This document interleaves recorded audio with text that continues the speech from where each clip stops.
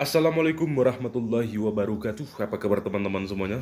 Di sini kita akan membandingkan jarak jauh dan jarak dekat antara lampu LED billboard dengan lampu bohlam bawaan standar pabrikan ya. Ini lampu bohlam untuk mobil Kijang Innova, Kijang Kapsul dan lain sebagainya yang berjenis H4 ya.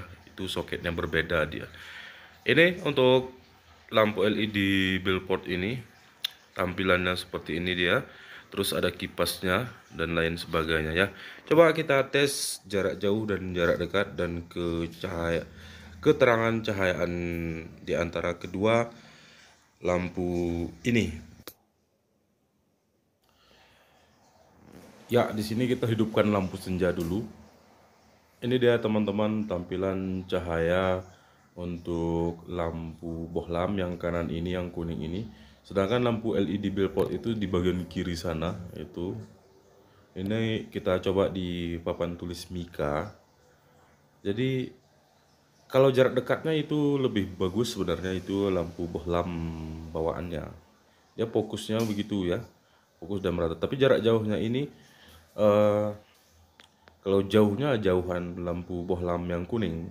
Tapi itu di lampu LED itu jarak jauhnya itu beda tipis dengan jarak dekat. Sedangkan untuk lampu bohlam bawaan dari pabrik itu berbeda. Jarak jauh dan jarak dekatnya ya. Berbeda dia. Ini sekilas kalau kita sorot dari dekat ke papan tulis. Ini dia jarak pendek, jarak jauh. Jarak jauh di antara kedua lampu ini lampu LED itu. Kalau masalah terang, iya kita akui terang untuk lampu LED ini ya. Kalau untuk lampu bohlam ini dia fokusnya itu memang terang dia. Apa jarak jauh fokusnya itu terang dan jauh. Tapi kalau lampu LED itu jarak jauhnya kurang ya, kurang fokus dia jarak jauhnya. Begini dia teman-teman ya tampilannya untuk kedua lampu ini. Kalau sudah di jalan umum, kalau jarak dekatnya kita akui lebih terang itu lampu LED. Sedangkan bohlam bawaan pabrik itu kurang terang jarak dekat.